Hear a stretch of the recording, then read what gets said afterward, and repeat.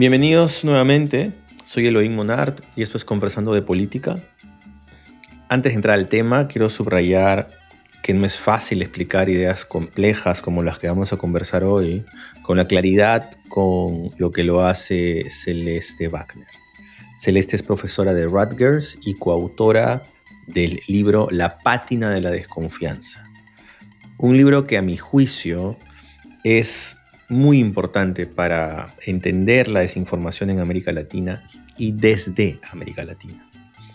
La desinformación se ha vuelto un tema de moda entre quienes atendemos o estamos atentos a la política y la comunicación contemporáneas, pero la desinformación como experiencia política y social en nuestros países no es nueva. Que en el norte recién se hayan alarmado cuando ciertas instituciones dejaron de arbitrar la verdad o cuando la mentira se volvió escandalosa en boca de algunos políticos con ayuda de las redes sociales, no quiere decir que en el sur esto no fuera parte de la vida pública desde hace mucho, el pan de cada día. En América Latina, la mentira, el rumor o la manipulación no llegaron ayer.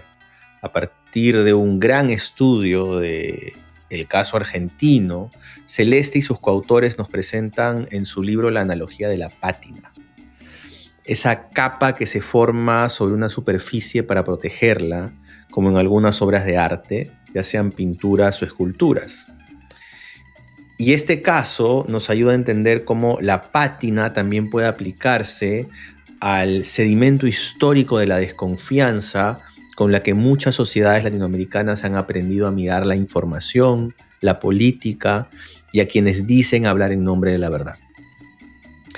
Es interesante que la desconfianza no aparezca aquí en el libro de Celeste y sus coautores como un problema, sino también como un sistema de defensa, una suerte de lucidez que se activa ante la memoria social cuando uno tiene a instituciones que históricamente le han fallado, medios que siempre han negociado con el poder y gobiernos que muy a menudo prometieron más de lo que cumplieron, si no es que nos llevaron a la bancarrota. Esa misma pátina de la desconfianza, sin embargo, tiene un costo, nos dicen los autores. Así como protege del engaño, dificulta creer incluso en lo que es verídico, en lo que es valioso, en lo que merece crédito. Y hay una paradoja. Este es el tema en el que vamos a profundizar hoy en esta conversación con Celeste Wagner, desde cómo se forma la desconfianza, cómo se forma esta pátina, hasta cómo entender la verdad en el contexto político latinoamericano. Conversando de Política es parte de la red de contenidos de Jacob Shapiro Podcast. Aquí conversamos sobre política y comunicación en las Américas. Los invito a seguirnos, a compartir este episodio y a continuar la conversación.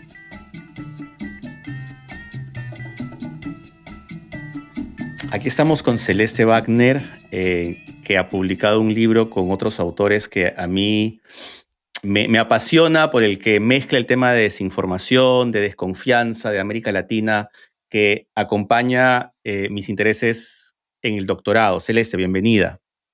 Muchísimas gracias, Elohim, por la invitación. Empecemos al grano. ¿Qué es eso de la pátina de desconfianza? Pátina, estoy diciéndolo bien, la pátina de desconfianza.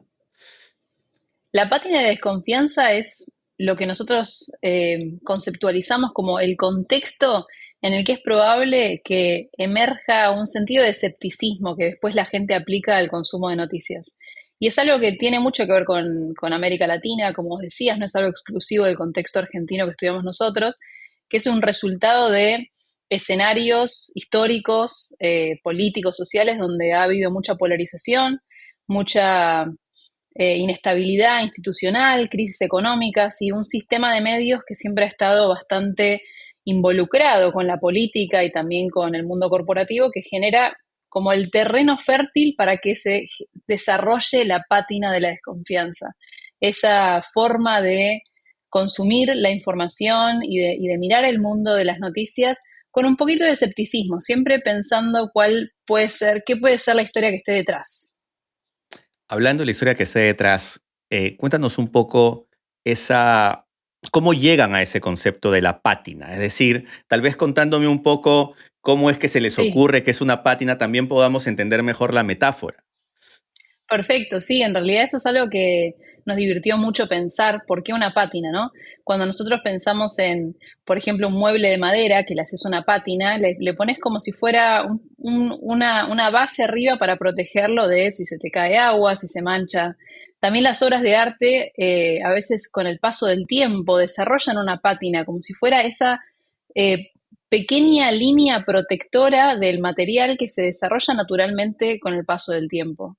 Entonces lo que nosotros nos dimos cuenta es que la desconfianza en lugares como América Latina es como una pátina, como un cuerito que fuimos desarrollando a lo largo del tiempo que nos protege en un punto de creernos la desinformación, porque somos un poco desconfiados, pero también nos protege de los intentos institucionales de que creamos en las instituciones o de que creamos en la información. Entonces es como esa lámina que nos separa del mundo exterior y que a veces nos protege de ser engañados o de creernos las cosas con mucha credulidad, valga la redundancia. Entonces, si la pátina, a ver, yo voy a decírtelo en mis palabras, ¿no? Es como esta capita que te protege, al menos parcialmente, de ciertos ataques. En este caso, el ataque es de la desinformación, pero a la vez, digamos, uno se vuelve más crítico de todo. O sea, desconfía de lo falso, pero también desconfía un poco de lo verdadero. Ahora, si esto es así, quiero volver a esta idea de que ustedes hicieron un estudio en Argentina y tal vez nos cuentas un poquito de ese estudio, pero a la vez, cómo esto, o sea, cómo la construcción o cómo se va formando esta capita puede aplicarse también a otros países de la región, porque mientras yo leía y veía que, claro, han tenido crisis institucionales, una historia de populismo, ¿no? Entonces la gente como que empieza a sacar costra, diría mi mamá, ¿no? Claro. Eh, entonces, cuando sacas esta costra, ya pues ves todo con otro matiz. Pero esto no me parece que sea exclusivo de Argentina. Entonces, tal vez cuéntanos un poquito cómo es que esto lo ven desde Argentina y cómo esto podría ocurrir en otros países de la región y tal vez del mundo. Sí, lo que decís es exactamente cierto. Nosotros vemos que nuestra propuesta, digamos, teórica, esto de la pátina, de la desconfianza, es muy pertinente para entender el contexto latinoamericano en general y también otros contextos de países, como se dice a veces, del sur global o países en desarrollo, dependiendo de cómo la gente lo quiera llamar, pero distintos países que han tenido historias institucionales, sociales, similares a las que nosotros relatamos en el libro. Y esto sería básicamente países en los que esa idea de la democracia deliberativa perfecta, donde las instituciones responden a las necesidades de la ciudadanía y la ciudadanía puede manifestar sus intereses con su voto y eso después se ve reflejado en el sistema político. Bueno, nosotros decimos que eso no es una pinturita muy perfecta, que en la práctica en Argentina históricamente no ha sido así. Y los componentes como más importantes que encontramos para explicar cómo una ciudadanía termina siendo desconfiada, es el resultado de una historia donde hay un poco una sensación de haberse sentido defraudado, o sea, como ciudadano por las instituciones, eh, porque las instituciones históricamente no han respondido tanto a las necesidades de las personas. Eso no quiere decir en cada momento histórico, hay momentos en donde un poco más sí, o momentos donde un poco más no. Pero lo que vemos es que cuando hay un contexto de mucha polarización, ¿no? Que erosiona también la confianza en los partidos, en los sindicatos, cuando hay inestabilidad institucional, que eso es algo que lamentablemente vemos mucho en el contexto latinoamericano con la cantidad de golpes de Estado que hemos tenido muchos países durante el siglo XX. Eh, Eso también, digamos, genera un poco más un contexto de inestabilidad, de desconfianza. Las crisis económicas, que lamentablemente eso es un poco parte del panorama latinoamericano, diría que particularmente a veces del argentino, o sea, Argentina siempre es visto como una especie de caso raro, caso extraño cuando se trata de temas como inflación, por ejemplo. Y también un sistema de medios que no ha funcionado como un servicio público a lo BBC en Inglaterra, y ha sido un sistema de medios donde siempre negoció con el poder, cayó, digamos, fue silenciado o también decidió callarse cuando, no sé, hubo procesos de dictadura, por ejemplo, y también muy asociado con el mundo corporativo. Entonces eso genera todo ese contexto que, como vos decías, no es tan exclusivo al argentino, donde la gente ya no se cree mucho después ni lo que dicen los partidos, ni los sindicatos, ni los políticos, ni los medios, porque ya tiene la experiencia de la historia. Cuando uno lee el libro, también ve una crítica, no sé, no sé es qué tan implícita, en verdad creo que bastante clara, a esta idea de que en el 2016, 2017, con el Brexit y con Trump, como que de pronto empezó la desinformación en el mundo, ¿no? Y que los políticos antes de eso eran unos angelitos que no mentían y que de pronto con las redes sociales empezaron a aprovecharlas para mentirle a todo el mundo y que todos ingenuamente nos fuimos siguiendo como corderitos estas mentiras, ¿no? Ahora, esto tiene dos implicancias, esta crítica que leo yo ahí. Por un lado, que parece ser en la lectura de del norte global, para seguir esta idea que tú decías del sur global, como que allá la desinformación no existía hasta ese momento, o si lo quieres matizar, no existía con ciertas características. Pero por otro lado, también deja de lado una mirada en la cual los países, vamos a hablar otra vez del sur global, parece como que se omite, se deja de ver que vivíamos contextos políticos muy distintos en los cuales esto era parte tal vez de nuestro día a día. Entonces, lo que quiero es tal vez una reflexión sobre este corte, ¿no? ¿En qué momento empieza la desinformación en verdad? No sé si tengas la respuesta, pero al menos, ¿qué dice el libro sobre esta discusión? Bueno, nosotros decimos que la desinformación en el contexto argentino es tan vieja como la historia argentina. Y eso es algo que no surge simplemente desde nuestro análisis, sino de lo que percibe la gente, ¿no? La gente percibe que la desinformación ha estado siempre, solo que la empezamos a llamar desinformación más recientemente. Eh, y como vos decías, sí, nosotros en el libro tratamos de argumentar que decir, o sea, el discurso dominante de la academia, de los medios, como un poco más del establishment institucional, que en el 2016 hubo un quiebre y ahí empezó la decadencia informativa, nosotros vemos que eso no es tan así. No solamente de vuelta por cómo lo vemos nosotros, sino por lo que la gente que entrevistamos en Argentina nos ha dicho también, que en realidad la desinformación es casi constitutiva de un contexto informativo, que siempre va a haber eh, espacios, contextos, intereses que hagan que haya cosas que están más cercanas a lo, no querría decir verdadero, pero por ahí a lo fáctico, y cosas que no. Y eso es por cuestiones estratégicas, como propios entrevistados que nos han dicho, yo en plena campaña política necesito que mi partido gane, entonces si comparto algo que sé que no es muy fáctico, lo hago por cuestiones estratégicas, no porque esté totalmente, digamos, confundido o no sepa lo que es verdadero. Eh, entonces nosotros lo que decimos es que la desinformación existe, es constitutiva de un espacio informativo, que la gente la percibe como algo que no ha tenido un quiebre histórico. Y también lo que decimos es que si bien las plataformas, las redes sociales han facilitado quizás compartir desinformación de ciertas formas, tampoco es algo que surgió por la tecnología o por las redes sociales. Que la desinformación circulaba, incluso desde el rumor, si uno quiere, eh, desde mucho antes y también en medios tradicionales. O sea, ha habido desinformación en medios tradicionales también y en contextos políticos específicos. De vuelta, volviendo al caso que yo te contaba, la última dictadura en Argentina, nosotros mencionamos casos como en ciertos momentos históricos hay los medios, incluso los medios que consideramos como más legítimos, van a encargarse de chequear los datos y todas esas cosas, también han decidido desinformar al público y eso no es exclusivo de Argentina tampoco. Así que nuestra perspectiva es que es algo histórico y que es algo constitutivo de, de casi todo contexto social. Quiero profundizar en esa tensión entre digamos, el mainstream académico del norte que empieza a ver, porque sus democracias empiezan a tambalear un poquito, empiezan a ver la desinformación como algo relevante, sin embargo, que siempre estaba ahí en otros lugares, pero no lo habían visto de la misma forma.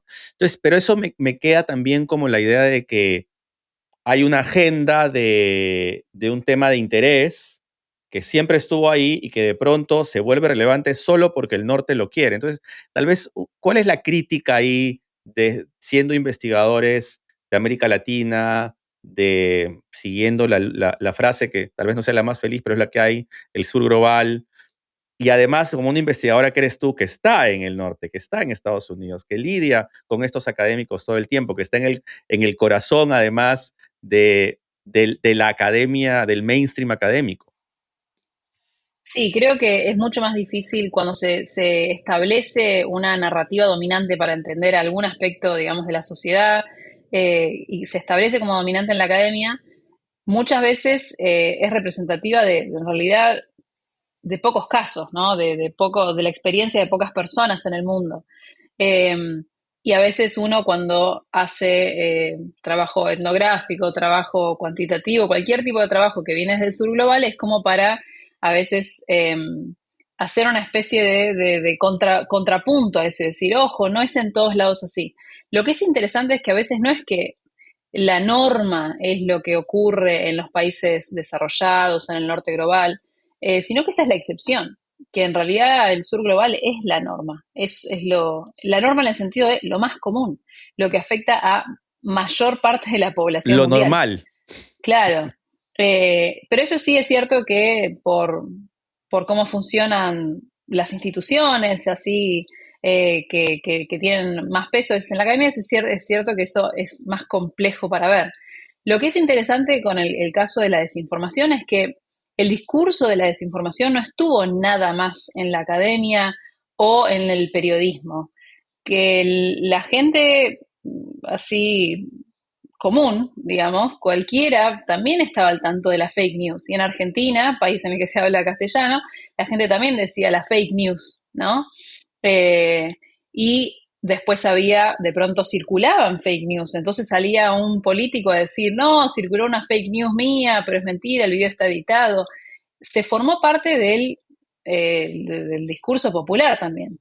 Entonces ahí yo no sé si podemos tampoco culpar solamente a la academia por eso, pero ha permeado en la sociedad y se volvió un tema del que empezamos a hablar un poco más, pero cuando nosotros nos hemos sentado con los entrevistados y les preguntamos, nos dicen, esto no es nuevo, ahora le decimos fake news, ahora le decimos noticia falsa, desinformación, pero esto no es para nada nuevo.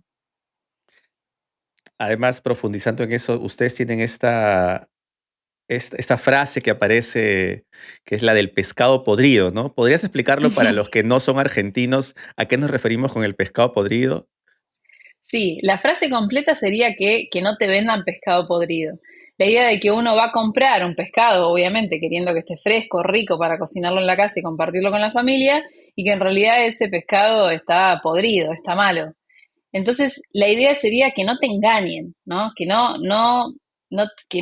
termines creyéndote algo que no es verdadero. Eh, Así que ese es el contexto en el que la usamos nosotros, pero creo que, es más, estoy segura de que muchos países latinoamericanos tendrán una versión de algo de esto, de que no, que no te hagan creer algo que es cualquier Que cosa, que no es te den mentira. gato por liebre. Que no te den gato por liebre, exacto, sí. Pero además a mí me resonaba mucho la idea de pescado podrido porque cuando yo veo que te dan un pescado en el mercado, a veces, no sé si es muy old school lo que estoy diciendo, pero te lo envolvían en papel periódico, ¿no? Entonces Sí, relacionaba el papel es periódico, la verdad. noticia con el pescado podrido y sentía que era mucho más evidente. Me encantó eso. Y creo que demuestra que la sociedad, las sociedades, ya han tenido palabras siempre para hablar del fake news, para hablar de la desinformación en sus propios términos y de manera incluso más elocuente, ¿no? Es cierto eso. Dice bastante sobre cómo es algo del sentido común, es algo del sentido común de la ciudadanía. Ahora, volvamos a la pátina, a esta idea, a Ujú. esta capita de desconfianza que sirve para protegernos, pero a la vez puede servir para contener cierta información que en realidad sí nos podría ser útil. Lo cual, tal vez siendo un poco maniqueo, quisiera como pretexto para que profundizar y complejizar el tema es que no me queda claro si esa pátina que se va construyendo con el tiempo y con la historia es como un reflejo de desgaste frente a las instituciones, una desesperanza aprendida, o más bien es una forma de lucidez. O sea, como que siento que uno va tambaleando esta pátina por momentos, le dice, o sea, refleja la lucidez de la sociedad de, oye, pero esto es obvio que es mentira, ¿no? O sea, que no necesitas un investigador para que venga y te lo diga. Pero por otro lado, también, al ser una desesperanza aprendida, es esa idea de que ya simplemente no quiero ver nada, ¿no? Ya no quiero ver, estos ojos están demasiado acostumbrados a la mentira. Entonces, cuéntanos un poco esas tensiones, que creo que es lo rico de poder escribir un libro sobre esto. Sí, es muy interesante lo que decís y es algo que nosotros hemos debatido mucho porque tampoco queremos, eh, si bien decimos que esta desconfianza, esta pátina, tiene en términos pragmáticos efectos positivos de alguna forma, porque la gente, lo que vemos nosotros en nuestros experimentos es que los argentinos desconfiaban correctamente de la información falsa en un experimento comparado con la información verdadera.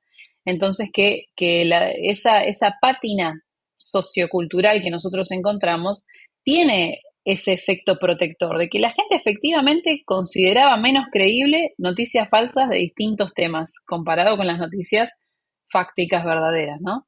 Entonces, lo que vos decís es una tensión importante, porque uno podría decir, entonces está bueno venir de un contexto en el que haya habido polarización y crisis económica y desigualdad e inestabilidad institucional y que los medios hayan defraudado a la ciudadanía muchas veces porque después te hace más despierto, te hace más vivo.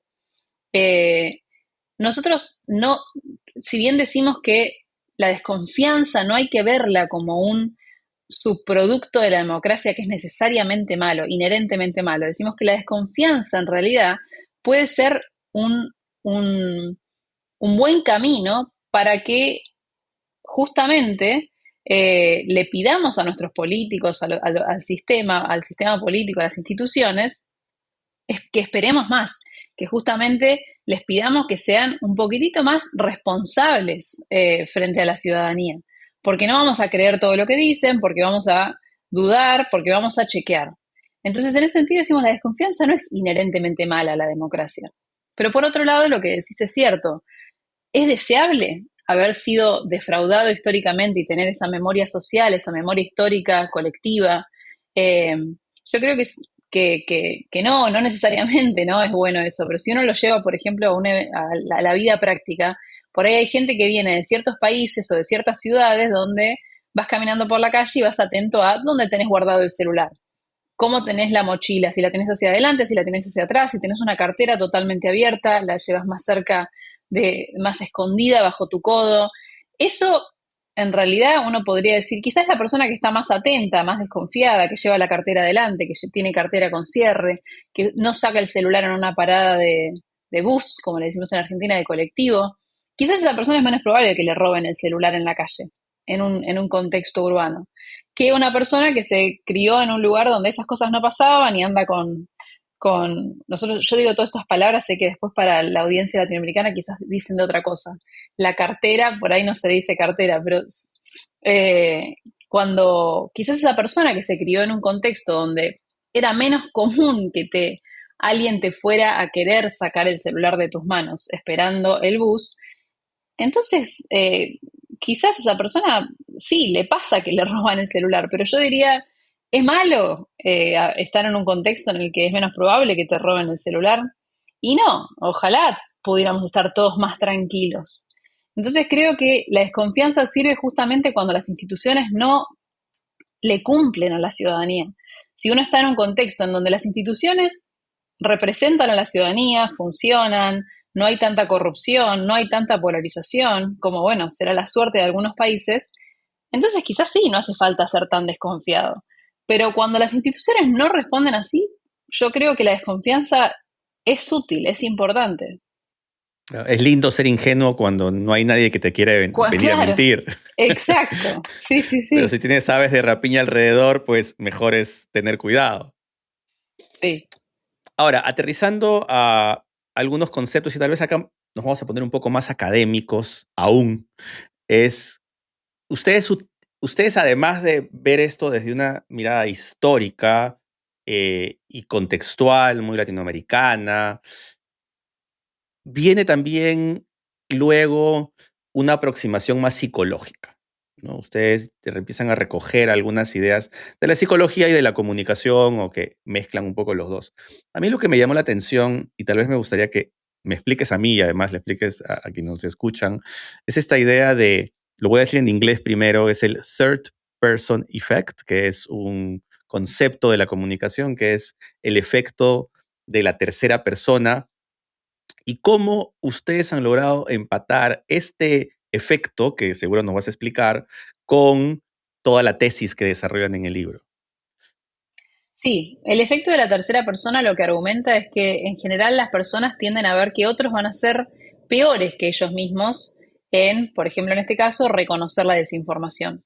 Todos pensamos que nosotros somos un poco más vivos que los demás, que si va a haber, por ejemplo, una estafa telefónica o una estafa por WhatsApp, que nosotros no vamos a caer en esa trampa, pero pobres otras personas que sí van a caer. Entonces, tendemos a considerar que nuestras capacidades para, en este caso, protegernos de actores dañinos externos, nosotros somos mejores que los demás, que somos un poco más vivos. Eso es lo que argumenta la teoría del efecto de tercera persona. Lo que nosotros vemos es que hay un efecto de tercera persona en Argentina, que la gente tiende a pensar que ellos son un poco más vivos que los demás. Es decir, en los experimentos piensan que los demás, esas noticias falsas que ellos están leyendo, que los demás quizás se las creen un poquito más. Pero igual no es algo tan generalizado en el sentido de que en los experimentos vemos que la gente igual le atribuye a los terceros que van a tener capacidades críticas, que no van a creerse esa desinformación tanto. Porque cuando vemos en el experimento a la gente que leyó noticias verdaderas, le decimos, ¿crees que esto lo van a creer otros? Suponete que del 1 al 5 el promedio es 4. Esto te lo Ujú. estoy inventando para simplificar el ejemplo. Dice sí, el promedio es 4. Pero en cambio, cuando la gente que lee noticias falsas le dicen, ¿crees que esto otras personas se lo van a creer? Y el promedio es 2. O sea, la gente dice, sí, quizás se lo van a creer un poco más de lo que me lo creí yo, pero siguen atribuyendo las capacidades críticas a los terceros. Siguen pensando que los demás, como ellos, tampoco se van a creer eso. En No buen van a, argentino la gente no es tan boluda. no están boluda, exacto. No se van a comer ese pescado podrido. Ahora, otra idea, siguiendo este asunto de cómo la psicología ingresa aquí, es la mirada de las emociones, ¿no? Muchos estudios, eh, abundan los estudios, en el cual se plantea que las emociones son una suerte de lubricante de la desinformación. Es decir, te lanzan un mensaje emocionante y tú vas a atender, o la mayoría de personas tienden a creérselo.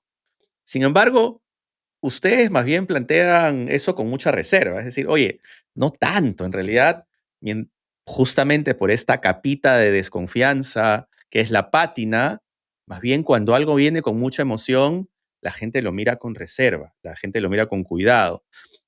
Explícanos, por favor, esta idea contraintuitiva, que es que en realidad, y contraintuitiva, además yo soy peruano y estamos viviendo las elecciones en el Perú y tenemos pues Sí. mensajes que tratan de emocionarte todo el tiempo y ustedes dicen, ojo, no es que la gente sea tan tonta cuando les envían mensajes emocionantes. Ujú. Por un lado sabemos que las cosas que circulan más a veces en Internet son las cosas más extrañas, las cosas más bizarras, los casos más anómalos, los más atípicos. Eso es muchas veces lo que los algoritmos nos muestran primero porque creen que, como se dice en inglés, está el clickbait, ¿no? Creen que la gente va a cliquear en eso porque es tan raro. Entonces a veces uno ve unas noticias extremadamente extrañas de casos totalmente anómalos, pero que por la curiosidad o a veces el morbo, la gente entra a ver esta cosa tan extraña. Eso existe, ¿no? Pero lo que nosotros vemos en las entrevistas, sobre todo, es que cuando las personas se acostumbran a un sistema informativo donde la desinformación circula, aprenden a sospechar de lo que es probablemente falso, porque ya tienen experiencia con eso.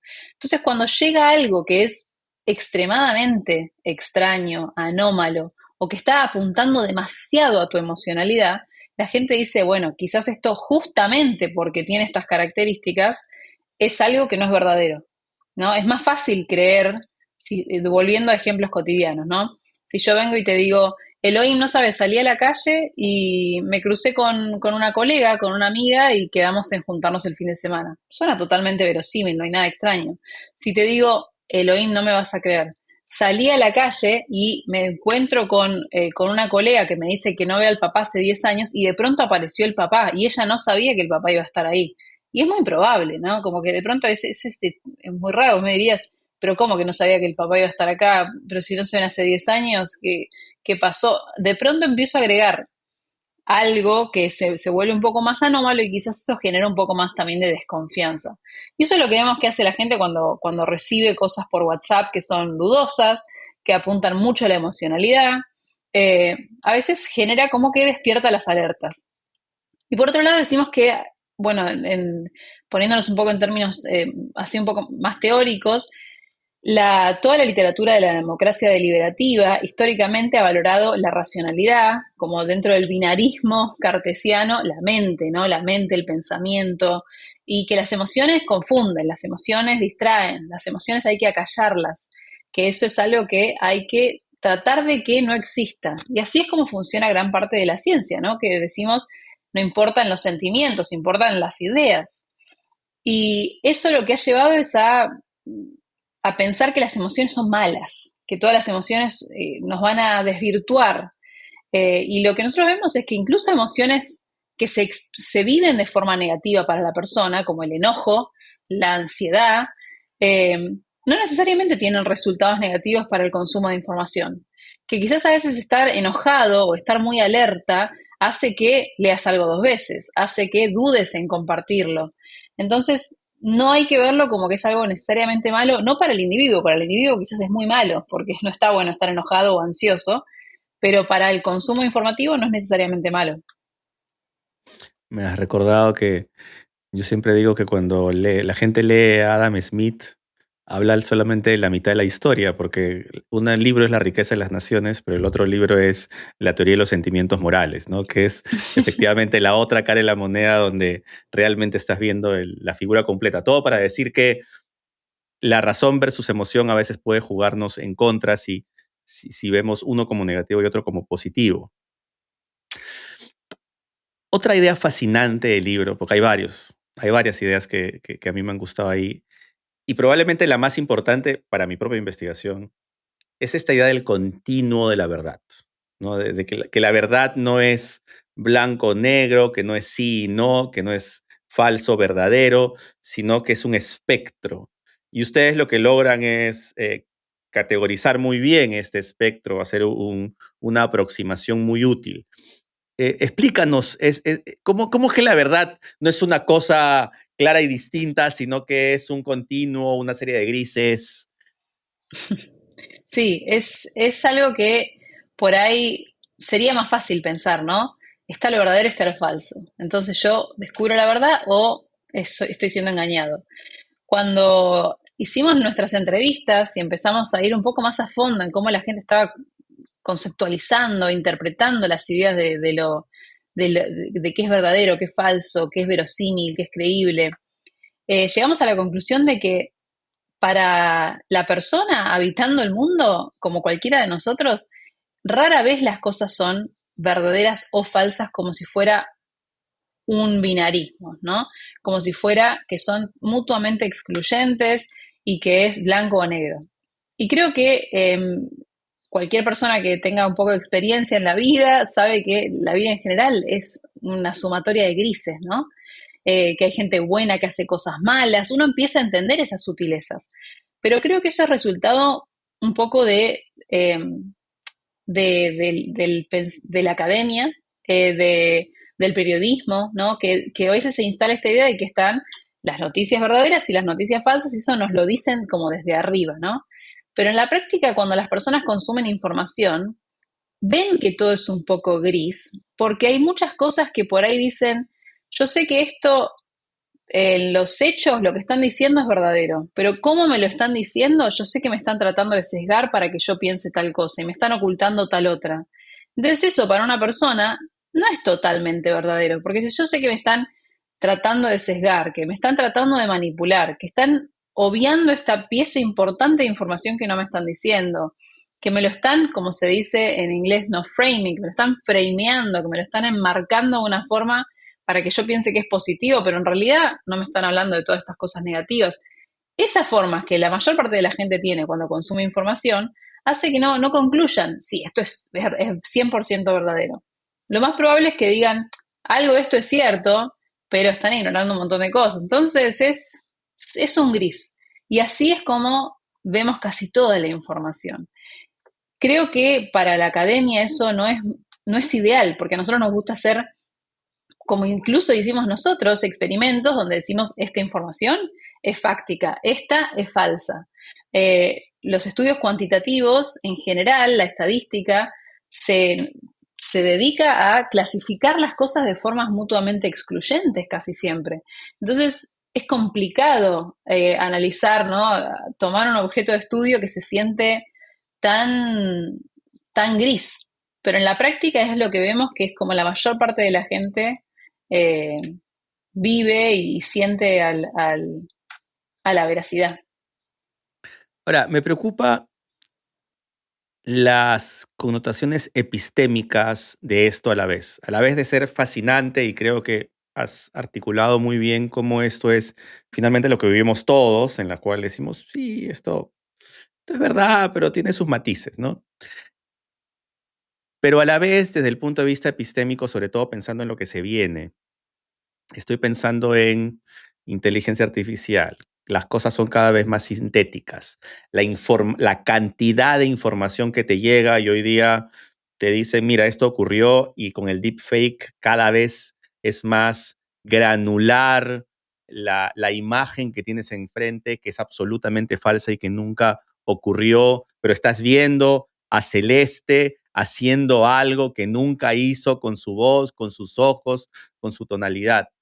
Entonces, si tenemos estos grises, por un lado, en relación con la verdad, y por otro lado tenemos una desconfianza aprendida por las crisis políticas y todo, en un contexto en el cual cada vez es más fácil crear falsedades en la comodidad de tu hogar. Entonces, ¿cómo están viendo, y esto ya está fuera del libro, cómo están viendo el futuro? ¿Cómo están viendo un futuro en el cual desconfío y luego existo? ¿No? No sé, ¿han pensado eso? ¿Han discutido eso?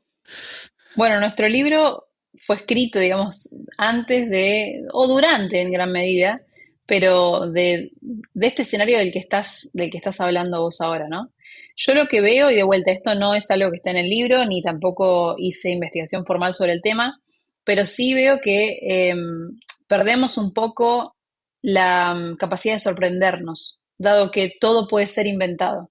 Todo es, por lo menos posiblemente, falso en el sentido de creado por un sistema que no es el humano que yo pienso que está hablando, que está haciendo algo. Entonces, un poco es que entramos en ese gris incluso más a fondo, porque vemos cosas que quizás son ciertas y decimos, bueno, quizás es inteligencia artificial. ¿Este video será verdadero? No creo, es muy raro, debe ser inteligencia artificial. Entonces, por ahí perdemos un poco esa capacidad de sorprendernos y se acentúa un poco más esa existencia en el gris. Puede ser problemático porque uno pierde la sensibilidad. Por ahí ves algo muy terrible y decís, debe ser falso. Entonces ni te afecta, pensás que no es cierto. Creo que en ese contexto igual, todavía las instituciones de la información como más legítimas, como los medios tradicionales o las marcas de medios, ¿no? Como que si yo veo un video y digo, esta cuenta ni la conozco, no sé quién será, me lo mandaron por WhatsApp, debe ser falso, pero si de pronto lo veo que lo están pasando en el noticiero más importante de mi país o que lo publicó el New York Times, y voy a decir, bueno, esta gente trabaja de esto, lo deben haber chequeado, supongo que será verdadero. Así que quizás pasamos a un contexto donde, si bien me la pasé hablando de cómo desconfiamos de estas instituciones tradicionales, se vuelven un poco un atajo a esa labor que tendríamos que hacer nosotros de chequear cosas y que podemos dar por sentado que, bueno, si ellos ya lo chequearon, ya aparece acá, entonces quizás sí es verdadero. Por ahí volvemos a confiar un poco más por lo menos en ese chequeo, ¿no? En ese chequeo de qué es lo verdadero y qué es lo falso. Pero creo que en el consumo diario de redes sociales perdemos un poco esa capacidad de sorprendernos y quizás perdemos sensibilidad, eh, porque vemos tantas cosas que ya, ¿qué es lo que realmente genera un impacto fuerte si no sabemos qué es verdadero y falso? Eso entiendo que puede pasar. Lo que nos lleva a la idea de que la credibilidad se vuelve un recurso valiosísimo en estos tiempos, ¿no? Sí, La que uno va construyendo. Ahora bien, habiendo entendido ya las varias, no sé si todas, pero varias de las dimensiones del libro, lo que me queda también es que incluso con esa pátina, incluso con esta agencia que ustedes son capaces de devolverle a la gente en su teoría, a los ciudadanos, ¿no? En la cual no los plantean, no los ilustran como ingenuos. Sin embargo, las mentiras políticas siguen funcionando. Es decir, los políticos, algunas instituciones, otros actores internos, externos de un país, siguen mintiendo y la gente a veces también ingenuamente cree. Entonces, ¿cómo reconciliamos la idea de que efectivamente existe todo lo que acabamos de conversar con la pátina, con la desconfianza, como algo que puede volverse útil, pero al mismo tiempo existen intentos de manipulación que muchas veces son efectivos? sí, creo que sería ingenuo pensar que primero, o sea, obviamente que hay actores políticos que van a tratar de manipular o mentir por sus propias motivaciones políticas, eso es cierto. Eh, y creo que hay que diferenciar, porque a veces estas cosas siento que se confunden.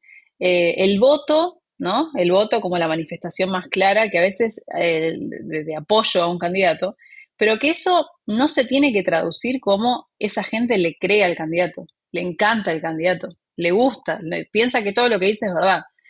Por el contrario, creo que sobre todo en el contexto latinoamericano, lo que vemos muchas veces es que la gente vota a candidatos a pesar de los candidatos, a pesar de no creerles, a pesar de que no confían, pero porque es un sistema justamente en el que es una opción u otra o nada.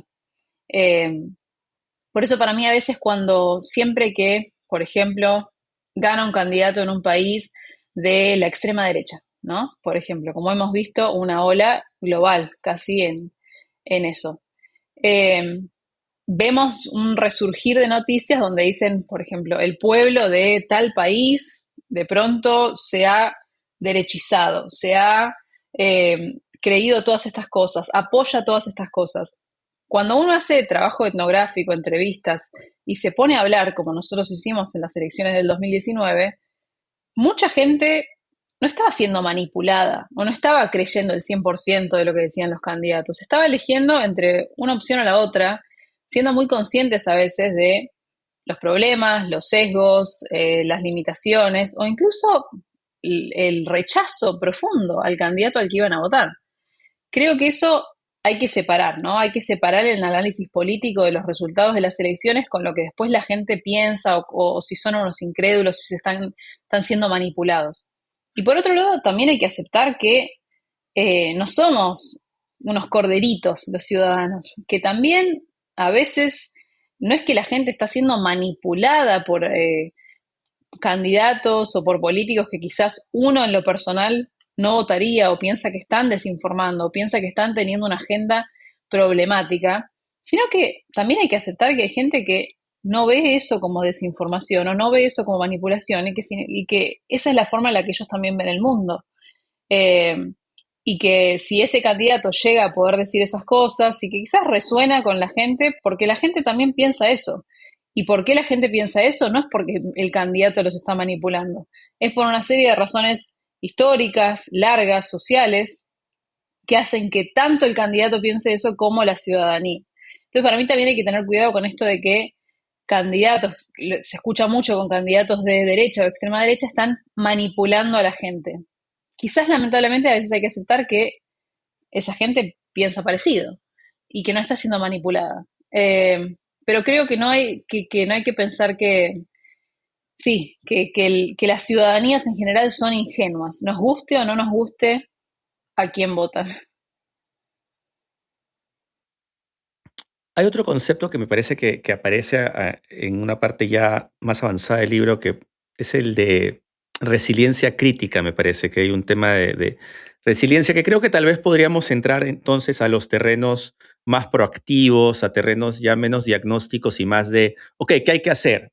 ¿No? Entonces, leemos el libro, escuchamos a Celeste, a sus coautores. Ok, lo que dices tiene sentido. ¿Qué hacemos? ¿Qué hacemos sobre todo los que trabajamos por tener una, un ecosistema informativo más saludable? Los que trabajamos en que efectivamente circulen menos mentiras en la sociedad. ¿Qué hacemos los periodistas? ¿Qué hacemos los fact-checkers? ¿Qué hacemos los políticos que somos buena onda? ¿Qué hacemos las ONGs que estamos luchando porque las plataformas no se coman nuestro trabajo? Entonces, tal vez partiendo de este concepto de resiliencia crítica, irnos hacia qué podemos construir en un mundo que por momentos parece que la desconfianza y la mentira nos va a comer. Sí, no tengo recetas perfectas para esto, lamentablemente, pero sí creo que cualquier intento de empoderar a la ciudadanía, ¿no? Tiene que esto lo decimos en la conclusión de nuestro libro, tiene que partir de la base de que esta es la forma en que la gente percibe el mundo, ¿no? Entonces, si uno está trabajando con una población que tiene mucha desconfianza y no se cree un montón de cosas, a ver, ¿cuál es la historia por la que esta comunidad, esta población no se cree nada? Quizás es porque es una comunidad que no solamente ha sido defraudada por las instituciones, quizás ha sido sistemáticamente abusada por las instituciones. Entonces, ¿por qué van a confiar? Obviamente que no van a confiar. Entonces es mejor partir de la base de esta es la historia, esto es lo que las instituciones han hecho con esta comunidad, con este grupo. Entonces, reconozcamos eso, para ahí, una vez que uno lo reconoce, quizás se puede partir de, bueno, está bien, estás legitimando que la desconfianza que tienen es válida, tiene sentido pragmáticamente, históricamente. Entonces, ¿qué podemos hacer para que ahora que, no sé, por ejemplo, estamos ofreciendo una vacuna que es efectivamente buena, que va a ser bien, que va a ayudar a sus hijos, que esto y que lo otro, cómo podemos hacer que ahora sí nos crean? En vez de partir de la base de, ay, ¿cómo van a desconfiar? ¿Qué incultos, qué anticientíficos? Mejor es decir, no, tiene sentido que desconfíen, porque mira todo lo que hemos hecho en el pasado. Entonces vayamos ya con esta idea de, escuchen, sé que todo esto que hemos hecho antes no estuvo bien, pero estas son las razones científicas, médicas, con autoridades que puedan ser creíbles, por las que esta vez lo que estamos diciendo vale la pena que lo escuchen. Pero no desde un lado condescendiente, no desde un lado paternalista de juzgar al que no cree como, como ingenuo, como demasiado desconfiado, sino reconocerlo, que a veces tiene todo el sentido del mundo que la gente sea desconfiada. De vuelta, volviendo a cuestiones personales, cualquier persona lo puede interpretar si estuviste en una relación donde tu pareja te engañó 10 veces. Y bueno, obviamente que no vas a estar de la misma forma, con la misma confianza con esa persona o incluso en el futuro con otra. Entonces, a veces en vez de decir, no, que desconfíen está mal, deberían confiar porque nosotros somos la ciencia, nosotros somos la academia, habría que reconocer, bueno, a ver, es racional que estén desconfiando y a veces, muchas veces lo es. Celeste, ya para el final, yo siempre digo que tengo mi tía, que no necesariamente es un doctorado en comunicación ni en psicología, y por lo tanto muchas de estas ideas le parecen interesantes, pero tal vez necesitamos aterrizarlas de alguna manera. Entonces, si tú tuvieras que contarle a mi tía en 1, máximo 2 minutos, ¿qué es lo que debe llevarse como ideas centrales de este libro? ¿Qué es lo que debe saber de este libro antes de leerlo? ¿Qué cosa sería? Algo que vale la pena resumir es que la desconfianza es el resultado histórico y de la memoria social que muchas ciudadanías tienen por el producto de la polarización, de la inestabilidad en las instituciones, las crisis económicas, y que desconfiar, entonces, en muchos casos es razonable, es esperable. Y lo que nosotros decimos es que no es necesariamente malo, no es necesariamente malo para la democracia que una parte importante de la ciudadanía esté desconfiando, porque eso ayuda, esa desconfianza ayuda a que no nos creamos mentiras y que podamos estar un poco más protegidos ante tantos intentos de desinformación. Esto no quita que a veces la desconfianza tiene su costo, ¿no? Tiene el costo personal y también eh, tiene el costo social, pero que la desconfianza no es mala.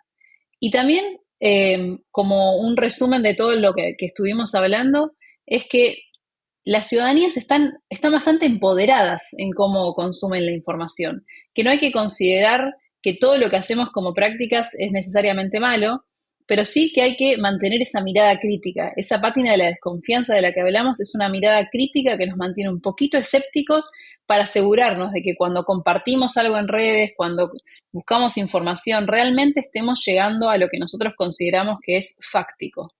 Y que esas herramientas en general muchas personas las tienen y que tenemos que seguir aprovechándolas para mejorar cómo consumimos información.